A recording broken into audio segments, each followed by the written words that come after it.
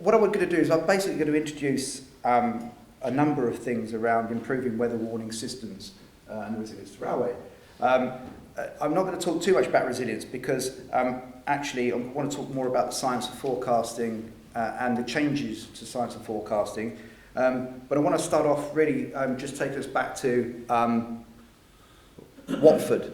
The collision we had at Watford in 2017 actually got us thinking about what we're actually doing with forecasting. In the railways, we've got a current contract with MetDesk, who's our forecasting provider, and they provide a 2 to 5 day forecast which aligns with what we call our emergency or extreme weather action teleconferences. That's the process that we've got, standardised process to manage weather. That is it.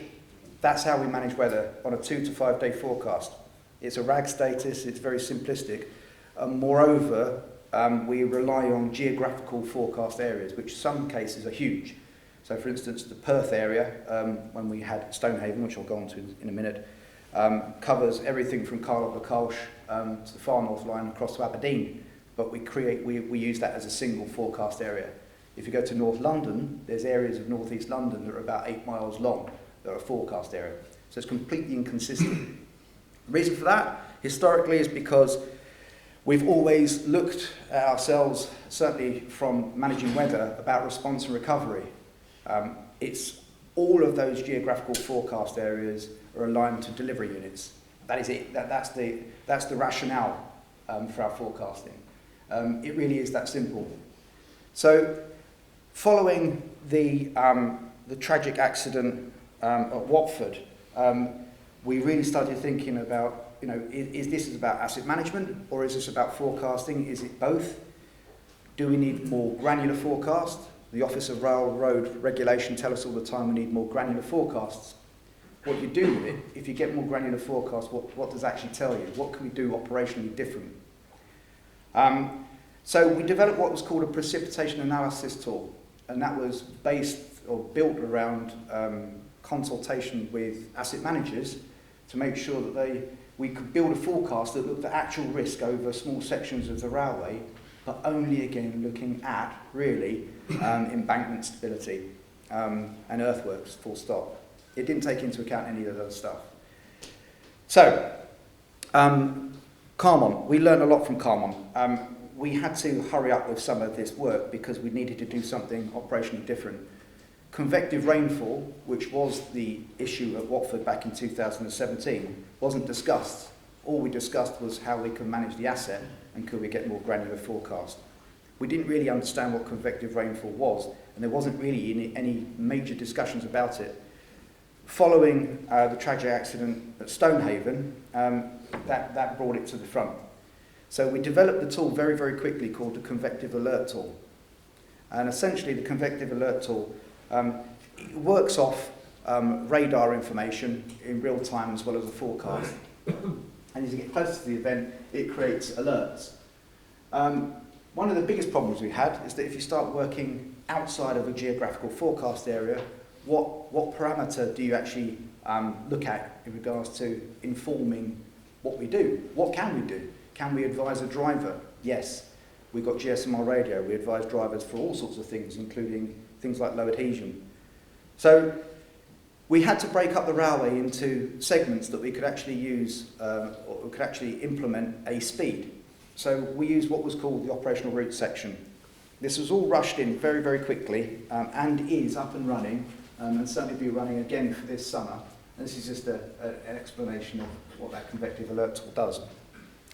So I think that the key thing for me is the objective out of all this presentation and what Paul's going to show you in a second as well, is that culturally we have to move from being response and recovery. We cover ourselves in glory, and we did in regards to the recovery of the rail back at Carmont. We did at Salisbury this year too. We're very, very good. We've got lots of competencies about getting the track back, recovering trains from the inside of tunnels, etc.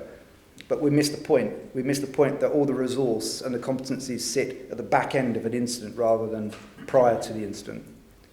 And that might be quite controversial, but I've seen it in certainly in the weather team, because we are massively under-resourced compared to lots of other areas in the business. So, this is following Stonehaven. There were 2 task forces that were set up. I'm not going to go into too much details about this because I want to keep this focused around really about the top one there, weather forecasting, science and data. And the technological advance in observing and measuring extreme rainfall and what we actually do with that information. So I think I've covered everything, Paul, I was going to say. And I was going to move on to your slide. So this is Paul, because Paul has given us a completely different dimension of what we should be doing, could be doing. Over to you, Paul. Okay. Thanks, Brian.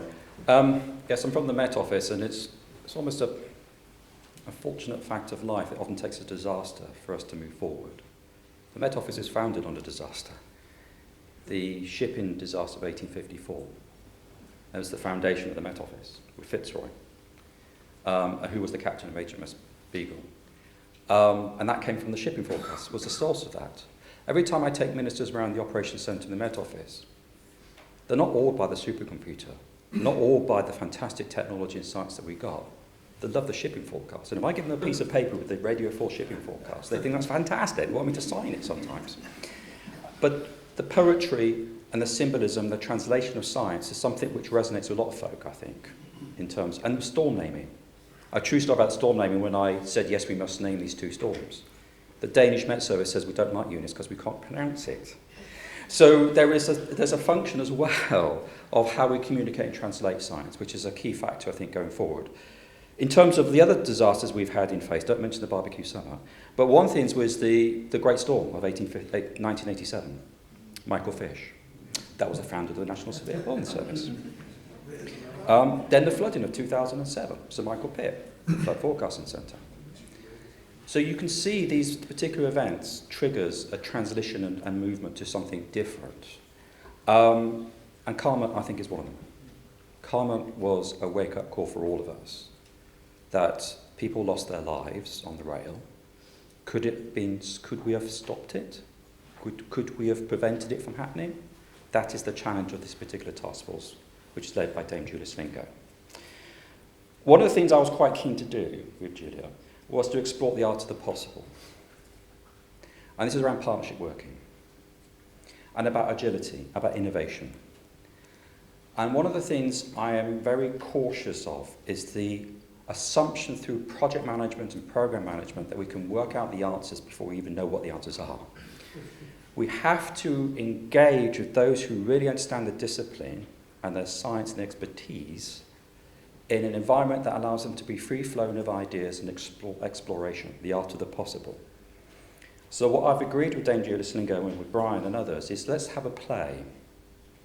Let's get Network Rail to have access to all the richness of insights and information we have in the Met Office and the Environment Agency and in SEPA and with the information that's available on Network Rail and see what we can do. Could we provide a service in the future that would have stopped or at least mitigate against some of the disasters we've seen on the rail industry? So the couple of examples here. I'm not going to go into much great detail, but the picture to the right, where you see the probabilistic trend, that dashboard there, is a very simplistic way, in some senses, given a prediction of going forward for the next 15 days. So the top there is the days in which you were forecast, and you'll see the colours changing from blue to red. That is based on the very latest ensemble science of many years of work, but it's presented in such a way that if we work with engineers, we could translate that dashboard in determining what the risk is on the rail network. We can also data for climate change. Because what the Met Office has is, and it's quite unique in the world, is we're able to bring weather and climate together. We have a seamless capability. So we can translate that richness of science on weather to climate scales, and working together, we may be able to understand what the resilience and adaptation impact of climate change on the rail industry. I think you mentioned sleepers. I'm not an engineer. When you said sleepers, I thought it's time to go to sleep. But I guess this is Brian keeps reminding me about the technical terms. Rail times. Yeah. I can tell you cloud names like cumulonimbus, but the other thing. But in terms of how we can work together is, do we understand how resilient the sleepers are in a warming climate? Can we stress test that? Could we build a digital twin environment by which we can run simulations to stress test the rail industry and the engineering against future climate simulations? And we can do that. One thing which is remarkable, I think, in the Met Office is that our current supercomputers at the moment, which we run around the world, the amount of computational effort to run those supercomputers requires every single woman, child, and father on this planet. In order to compete with the supercomputer, they need to do 3 million calculations per second. You still won't beat it. You still won't beat it. And the next generation supercomputer, which you have from Microsoft, we're awarded a $1.2 billion contract to do this, moving this forward. We're talking about 60 quadrillion calculations per second. That's a huge amount of data. But what it provides us, unique to the UK, because it will be the largest supercomputer in the world for weather and climate, is for engineers to take part in that development, to run the simulations, stress test the system against climate change, and then prepare ourselves to the inevitability of more extremes. Just another quick one, just to show you the potential here. Just very quickly, we were able to run, using the ensembles for day-to-day forecasting, and apply that to the rail network. So here you've got the rail network across Britain. The colours represent the threshold which Brian gave me in terms of wind, I think it was rainfall, wasn't it, in temperature, Brian? And it's based on the thresholds which has been worked out from past events would lead to problems on the rail network in operational running of the systems. And if you're able to sort of run it in real time, we're able to then give the granularity of detail you can see on this map to specific routes and part of the routes. And you can see the pictures to the right representing the areas to validate the fact that when we were yellow or red, which is signifying the impact, it did correlate pretty well with what actually happened.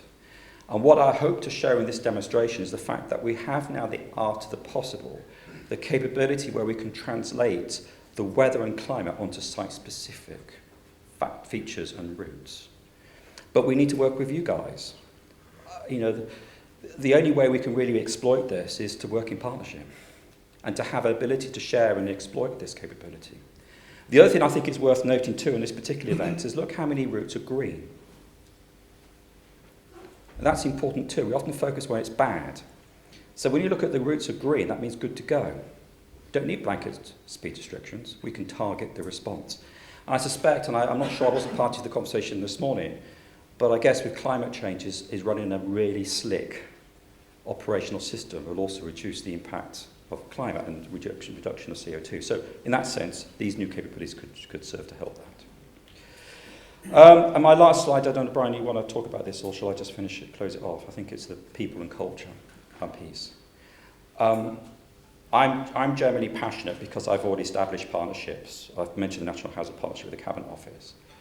I truly believe that transdisciplinarity approach to working and sharing, being innovative and agile, is absolutely critical in terms of us looking forward in the future climate change and climate emergency. If we stick to our own silo, like engineering in one piece, and Met Office another piece, and environmental another piece, and Newcastle, we just won't work. We need to work together. Can we from this conference, at least have some sort of view about how we could initiate some sort of environment test bed or some mechanisms by which we can start sharing, working together, and exploring the art of the possible. That's what we would play and work together on doing that. So the people and culture thing, I think, is really quite important. The people side of things is as important as the engineering itself. Brian, is anything to finish? Only in that the measurement of success in this is really, the blunt tool we've got at the moment, which we keep imposing blanket emergency speed restrictions, is really not that difficult as a measurement to reduce the geographical area that we're actually imposing those speeds on. That is the objective. It's bite-sized chunks at a time, but it's got to be quantified to make the leverage with operators to agree that they can run. And as Paul said, one of the things that we did in the pilot study with the green map is actually we're showing where we can be running. I mean, the idea that we have a 24-hour forecast that is static is just mental, it's completely nuts. The idea that we can shape and move the timetable around, which we've already shown in COVID that's possible, we should be able to do that where we know we've got available infrastructure. And that's the key. That's the simple objective, to be able to reduce that geographical area. That's it. Thank you.